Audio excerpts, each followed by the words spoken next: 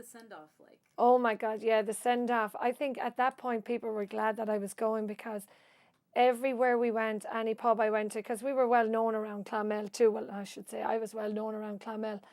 I don't think I've changed too much, because, you know, we did a lot of singing, went into pubs at home, got barred from a few of them. And my sister was very quiet, so I got a lot of free drink because people didn't realise we were actual sisters. I was kind of the boisterous one of the crowd. And so every pub we went into, they used to always be saying, oh, Jude is moving to America.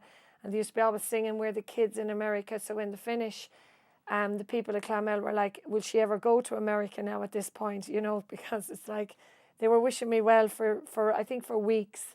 I got so many presents and money and everything, and people giving me cards for about 3 weeks solid. It was just unbelievable.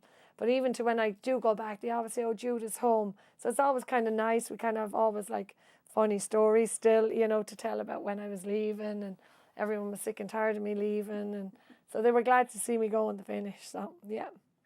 And how about your parents? How did they feel about your leaving? Oh, they didn't want me now to leave at all. I mean, they did. I mean, they were kind of happy for me, but I mean, sad to see me go, because they would miss me now at home, you know. I was very much a home bird, you know. I didn't think I'd ever come to America. I mean, I was very much into the people, into my parents, into, you know, all the kids and everything, and into my work and into the people of Clonmel. You know, it was great. I just liked that sense of comfort. But then when I came here, the second time when I was kind of more up for it, it just blended a bit better. You know, we got to know more people. But it was tough leaving, let me tell you. Yeah, it really, really was. It took a long time to get used to that, you know what I mean? Especially when your parents are still alive. It's very hard, and your family are back there. It's very, very hard. So, yeah, my sister and brothers are still there, and my nieces and nephews. So from that perspective, it's tough. Tough around holidays, you know, and things like that. So, and they're getting older now too, not around. But I mean, we do like it here. It's, you know, it weird. Got used to it. Tough, but got used to it. And what possessions did you bring with you when you left? Well, I brought the Kevin Barry thing, the plates, with me when I came. And I also took a lot of little mantillas that were in our house, and a lot of little plaques that my mother had, you know, over the walls actually, you know, so just to keep them as little treasures, you know, and little dolls that I had in my bedroom and stuff like that. Yeah, we just took a lot of that with us. But it was tough coming here, because when actually I had my green card then, so that wasn't too bad. It was just the travelling was so much, you couldn't really bring too much, you know, with me. So, yeah, so I just brought little treasures like that, yeah, that I still have at home in the house now, so from Ireland. And pictures, tons of pictures, yeah, of everybody, yeah, and everything. So it was good. A lot of memories came, yeah. And once you were here, how did you stay in touch with home? Oh, sure. I went home 3 times a year, and then phoned him probably every day. And yeah, so that's how I kept in touch. Yeah, it cost me a fortune going back and forth, but it was worth it at that time. So just came back and forth and went to England. I had a wedding actually when I first came here. My friend got married in England, so we flew to England. I was only here a couple of months. So I was lucky, because when I started work, they just gave me the time off. So that was kind of nice. So. Yeah, you're lucky you can keep in touch. Oh, God, yeah. I mean, yeah, that's the only thing. Because, I mean, they're getting older now, and my mother was sick, and so you'd have to, like, you know what I mean? So every day we'd call, or, you know, just even quickly for a few minutes. Of course, now there's the internet, you email and everything, so now they text you. So, yeah, so we're always in touch now, even more so. Like, than 15 years ago when I first moved here, they're even more in touch with everything now. I mean, the letters has kind of stopped, you know, because we used to always get the letters and cards. I mean, they still come, but not as frequent, because now you're on the phone a lot, you know, and texting each other, so that's kind of handy. So. Now, when you came, how did you travel? I flew with Northwest Airlines, which I think are out of business now. Yeah. They should be. And No, where did you come into the United States? Oh, well, I first entered in Boston, would you believe? Yeah, I flew through Gatwick in England. Oh, yes, this is a brilliant story. I have to tell you this. Yeah, I actually flew on my own. My husband came back in February, and I said I'd come St. Patrick's Day. So I thought, no, it was such a good session at home, I left it till the week after. So I arrived Started my journey at 6 o'clock in the morning in Dublin, March 25th. I'll never forget it. Flew Northwest Airlines, never forget them either. Got a very cheap flight with them, I have to admit, £172. But I had to fly through England, through Gatwick. Unfortunately, the English people do hate the Irish people, and that wasn't a problem with me because I had a lot of English friends. So I get to Gatwick Airport and took about 2 hours flying, or maybe an hour flying. So I had about 2 hours before I flew from Gatwick to Boston. So I always remember this 23-year-old little pup. He was the first American I think I met in England when I was when I was putting in my baggage. And I had a parcel that I was given to somebody. So he asked me what was in the parcel. So I said I hadn't a clue because it was closed. So he proceeded to tell me at that time that since I didn't know what was in it, he told me that there could be a bomb in it. So I said, well, if there's going to be a bomb in it, I guess it's going to blow the two of us up. It's just me, kind of a thing. So he hauled me in anyway, and that was grand, and kept me for, I think it was probably like 3 hours, and I was trying to explain to him that I had a connecting flight. So he said not to worry, that they put me on some flight. I actually had a bag with me as well, and at the end of the bag, I was telling him what was in my bag, but it wasn't good enough, so he kept me there for another hour. So then these two other guys came in because he was really rude. Then these other two guys came in. One of them happened to be Irish, and the other fellow was English. So I asked him why they were keeping me this length of time. He said, "You're not telling them what was in your bag." I said, "I'm after going through everything what was in my bag." I said, "I don't know what else is in my bag." I went through everything, clothes, everything. But seemingly there was something at the end of my bag.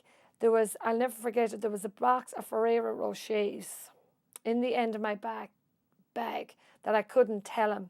So let me tell you, I took out those bloody Ferrero Rochers and smacked him right in the face with them. I told him keep them, because that's why I was delayed. I couldn't tell him that my Ferrero Rochers were in there. So that was grand. So they left me go anyway, piled everything else in. I think I actually did take the chocolates with me because I was so pissed off with them. So then that didn't end that saga. I actually had a vanity case with me that my sister was after buying me. So I went up to the bathroom after this, like of 2 and 3 hours of just been ridiculed by these people. I went upstairs and I said to this lady who happened to be sitting outside the bathroom, the toilets, like as we call them, and I just said to her, "Do you mind if I left my stuff down? I'm just running to the bathroom." "No," she said, "there could be a bomb in it." So I thought, okay. After that, I said, that's it. I just read her the riot act. I'm like, look. I said, I just got it from downstairs. It's like, what is it? I just don't know what was it, the way I looked, what I was carrying, but everyone seemed, because I think it was because of my Irish accent, to be quite honest with you, that they all thought I had a bomb. I didn't have a bomb in it. But anyway, so that was grand. So eventually I got on this flight, but as I'm going on, getting to go on the flight, I see, because this guy must have worked with Northwest or those airlines, because he was American, as I said, he's grinning from ear to ear. Now that I'm like 2 hours late for this flight, now 4 hours has passed and I'm getting on this late flight, and he's just grinning at me, and let me tell you, what I didn't say to him, just passing him, it's a wonder they left me on the flight. So that was my first experience. But I did eventually get to Boston. So when I got to Boston, security hauled me in there over my bags as well. So I eventually got them back, and I eventually reached New York, I think, if I'm not rightfully mistaken, probably about 2 o'clock that morning. So now I was probably travelling a good 24 hours because I'm after leaving Ireland and with the time change. So I eventually got to New York, yeah. So by the time I got to Connecticut in Fairfield, by the time I think it was like 3 o'clock in the morning, and there was nobody there obviously to pick me up at that point. So I just sat there, I think, for about an hour and just hated this country. It was terrible because I judged everything by the time. I just felt it was a bad omen, not to come here. So, but anyway, I got over that. But, I cried for a week over everything because I thought, my God, do people think I have bombs? I mean, it was just, it's horrendous. But yeah, so yeah, that's how I got here. Oh yeah, Northwest Airlines, it went out of business. They should have, because they were absolutely useless to fly with. Absolutely. I paid dearly for my £172 flight, let me tell you, one way. I paid triple for it. So yeah, that was my big ordeal coming here. How did you get to from New York to Fairfield by yourself? I did. Yeah, I did. I got the what they call the Connecticut limousine, I think, at that time. Yeah, well, it stopped at every place going, and eventually got to State Street in Bridgeport. Yeah, because that's the only place I knew was State Street in Bridgeport at that time. So I got out in State Street in Bridgeport. Yeah, 3 o'clock in the morning. Yeah, feeling sorry for myself. Welcome to America. Oh yeah, that's what I said. Yep. What was life like after that? Oh, when I came here then and got settled, actually after 3 days of coming here, I put my mind to it. And when I do that, I do very well. I actually 3 days here, I said I'm going to get my license, get myself a job, and I did. I had a full-time job by the Monday morning, because I think I arrived on Wednesday. I had a full-time job Monday morning and my license and all I got Monday morning. And after that, it was great. I worked for a great company called Gurkha and Trafalgar. They make leather handbags, business bags. I started out in the retail end of it in their warehouse store, their discount, their outlet, and then I worked my way up to product management. Then, yeah, I left about 2 years ago. Yeah. So yeah, I was with them. God, I was with them the best 14 years, and it was great. That they were so good to me. They were very, very good. I worked with a girl called Pamela. Actually, she was my boss, Pamela Reed, and today we're still the best of friends. Yeah. I remember when I went in there just as a salesperson. She had me assistant manager after 4 weeks, and I always remember saying, because when I started there, the girls kind of resented me because like we were workers back then. We didn't sit around and. And we had a lot of common sense. I copped on to a lot of things at the store, and after 4 weeks, the other girls should have gotten it. Of course, they hated me then down there. But Pamela always saw through all them. She said they always never did any work or anything, so she knew that I was a better pick. But that then went very well. I got to know a lot of people, and then we went to the Irish club, and then it was great after that. It was all uphill after that, yeah, so it was very, very good. So. And who were some of the first people you met here at the club? The first people that we met were the Ruddies. I told you we couldn't get in. Nice people, sorry. They met Tony Kelly. Actually, he was the first. Frank O'Driscoll, Mary O'Driscoll. He worked at Child World, actually, Frank O'Driscoll. Still is a big child to this day. He was for a Waterford man, I'll never forget him. He was up and he was flying around in a bike up at Child World. I don't know if you remember Child World when it was here in... Do you remember? Yeah. Not Frank who works in the bar. Yeah. Frank O'Driscoll worked in Child World. Yeah. Flying around the bike he was when I met him. Never forget it. He was another one that I met. Yeah, when I first came here. So I had asked him about did they have a soccer team, or whatever. So he introduced me to a few people like Orla McKeown and them that played soccer. So I went down, and but they played on Saturdays and I worked on Saturdays. So I kind of didn't get involved in that, which I was kind of sorry afterwards. I didn't. But then we used to just drink at the club, and we met Frankie Byrne. Actually, Frankie Byrne, he arrived about a day after me, and he was another one we met. And then we met Tommy Moran and them all then after that, and Sean O'Brien. And yeah, we got to know a lot of Irish people then, so it was great. So. And is that what brought you into the GAA? You mean the Gaelic games at home? Well, here, don't you participate with the games? Teams? Oh, God, yeah. Oh, yes, absolutely. Actually, I came to one meeting going back 7 years ago, and I remember I had been asking a few questions at that time. People, I guess, didn't ask questions at their GAC meetings. You kind of sat there and acted dumb or something. I have no idea. But anyway, I always remember Joey Moran. I must have impressed him because he said to me, would you get involved in the club? Actually, I think I was giving out about Jim Roddy again. Because, I remember he was ringing a bell for service. And I thought that was the most obnoxious thing I've seen at a bar. Like banging on a bell he was, I guess the service wasn't good enough. I don't know what happened. So I was giving out about that at the meeting. And Joey Moran then, as I say, asked me would I get involved in the club. So, of course, he put me on social straight away. And, I mean, that was a goddamn nightmare, trying to keep everybody happy. And then Joey started bringing in the GA games live from Ireland. And to this day now, since Joey died, Lord mercy on him, I continue the games, yeah. So we do, yeah, we bring in all our national sports, hurling and the Gaelic football. So, yeah, we do to this day. And aren't you also involved with the association down in Stamford? Yeah, we are actually the St. Patrick's Gaelic football team. I was co-founder of that for the kids. and we're involved in Stamford and New York. But I also played for Stamford football team when I came out here myself, the Gaelic, the ladies football team. We actually had great crack at that as well. There was about 20 of us that used to go down to Paddy's Field in Gaelic Park and play. We used to have the best fun. I mean, they used to put me in goal. I used to play back. I used to play forward, and I was probably the fittest of the lot of them at that time. But now I couldn't run. But we just have great fun. I think I just did it from the camaraderie side of it, like in the sessions. So I don't think we ever won a game, but that was it was never about winning, you know. So and that was really cool. None of us were there to win, you know. Maybe one or two, but we had the majority didn't care less. So that was kind of nice. And you and Joey were good friends. Do you have stories about him? Oh God, yeah, we were very good friends. We met. I was doing a play actually. Oh, actually, the first time I met him was I was just after having Cassie, my daughter, back in '94, and he came to my door asking could he speak with Cassie because I was after buying tickets at the club. So I told him, go right ahead, it'll be a great conversation. I was dying to hear all about it. He realised that she was only like 4 months old, I think, at that time. But I always got a great kick out of him. He had a great sense of humour from the get-go. He came to the door, he was very rugged looking. I always thought, like, God bless him, he was like from rural Ireland. He was from Mayo, I guess.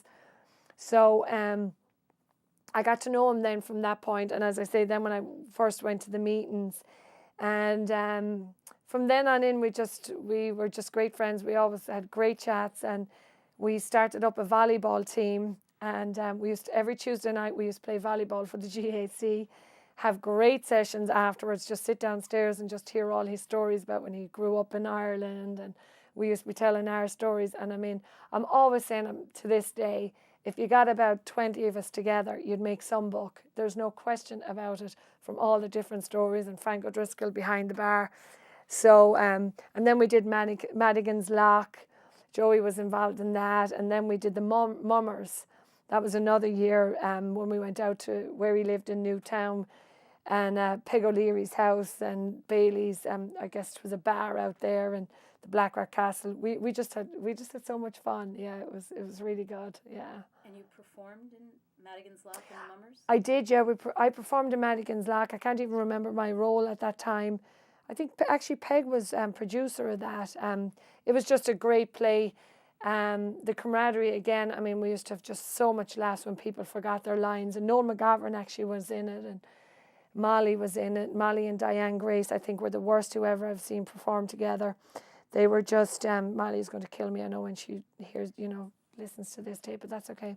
They could never think of their lines. We were backstage, like literally telling them the lines from backstage, and it was just great fun all around. And the Mummers were, I think, the first year we ever done the Mummers was the best year. We just went to New Haven, Irish club up there, and then we went to people's houses. Joey was involved in that, and that's when I really got to know him. We just had mad sessions. He was a great talker. Like, he just loved to talk and sit and chat. He was always kind of like, but always in the background, you know what I mean? Very quiet, but always in the background. But you see, I always had great chats with him because, I never shut up, so I suppose he had to answer me at some point, right? So, but yeah, other than that, but the volleyball was always great. The Tuesday nights were the best, I think. Just coming down of a Tuesday night, because there used to be hardly no one here, only us. And the Lenhans, the dancers, used to stay back for the water. You used to be always slagging them. They used to drink the water, we used to drink the beer. So, we used to have great fun, so... And Tommy, his brother, then started playing the volleyball. They used to always kill one another. They couldn't play sports together, so that used to always be great fun. We got thrown out of the tournament, I think, actually, over the two of them fighting on the volleyball team one night. Oh, yeah. And then Joey nearly hit the ref with the volleyball another night. Oh, they just loved it. They loved us because they weren't used to anything like that in volleyball. We used to kill one another, and Frankie Sweeney. It was just unbelievable. I remember one day Tommy walked off. He was like a big kid. I'm not playing anymore with you. And the whole place, like, we're busting out laughing. And he walks out. I could go on and on. Just the crack. He fell down another night and hurt his leg. And this beautiful blonde one came running over, and he was all excited. And he was like lapping it up. And then she said, "Oh, I'll get my husband to drive you home." He's like, "Oh, forget it. The pain came back fierce fast. He had to put up with us." Just the crack we had was mighty. So.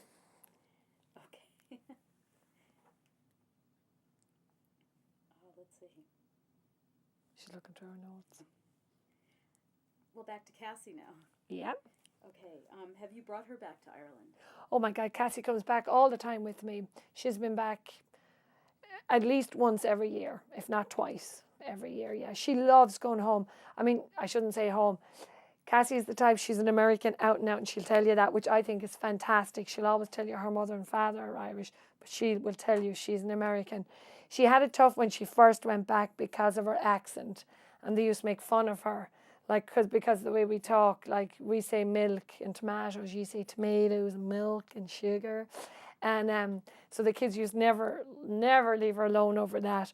But she got used to it then. She started making fun of them.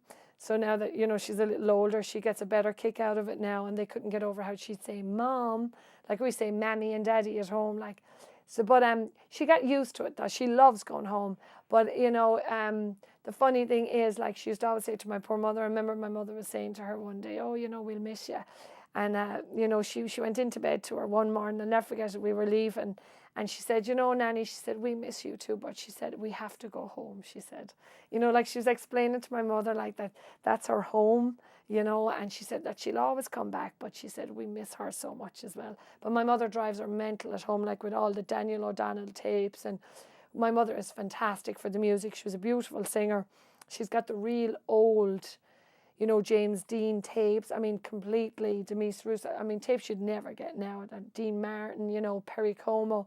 So Cassie used to be listening to all them. She used to love Daniel O'Donnell. So Cassie got a great kick out of Daniel O'Donnell and everything. But yeah, she loves going back, but she loves coming home too. So. And in your home, do you keep up Irish traditions with Cassie, or? Oh, I mean, we do. I mean, traditionally, like, you mean in like Irish music songs? Oh God, yeah, she can play the tin whistle.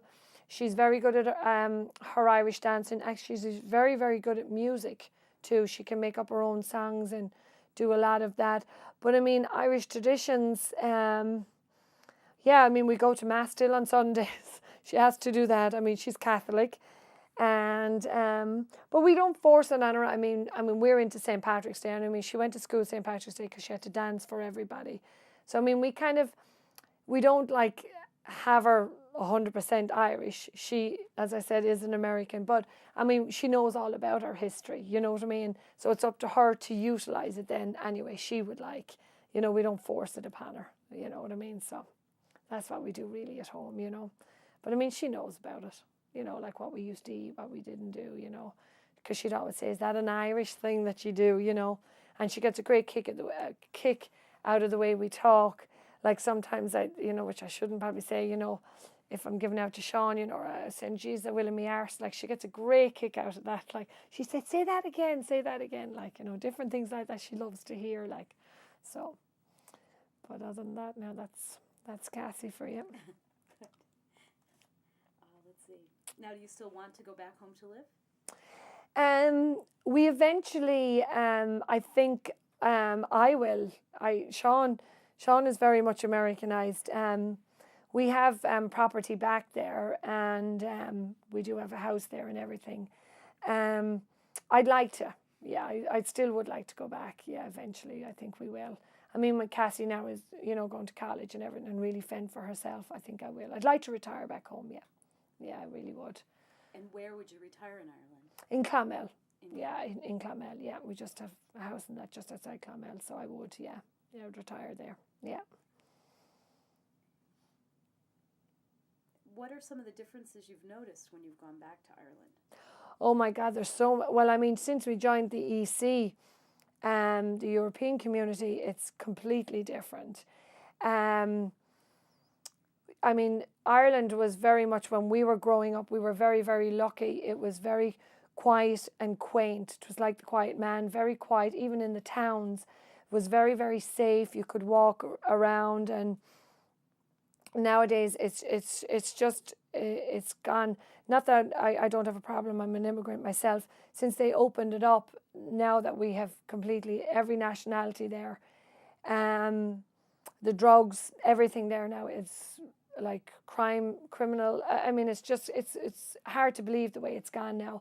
I mean, for the likes of my mother and father living there now, it's even tough. I mean, they've got to lock their doors. We went from never locking our doors to literally barring up the doors now. You can never leave your car out in the street anymore. I mean, you know, the crime rate has gone so high, suicide rate is so high there.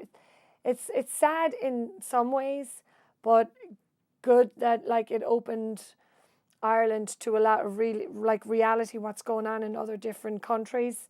Like we were very not skeptical, we were very much into our own little Ireland for all the world. I mean, of course we had troubles with Northern Ireland, you know, being not part of the 32 counties, even though they are.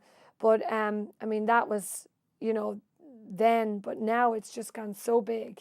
It's kind of sad going back now. It's hard going back now, and plus you know no one in the town now anymore. It was always our local people that you knew. You wouldn't know anyone in Clonmel now. Do you know what I mean? Because it's such a turnaround now with the kids, and people are buying the houses now that, you know, are moving in from all different counties, and you wouldn't know anybody. You know, so from that perspective, it's changed a lot. Changed a lot. Excuse me. What advice do you have for young Irish people coming to the United States nowadays? Coming to the young people, I think it's personally, I really think it's very difficult for young people to come to the United States, unless they grew up here. It's fine, but coming at an age like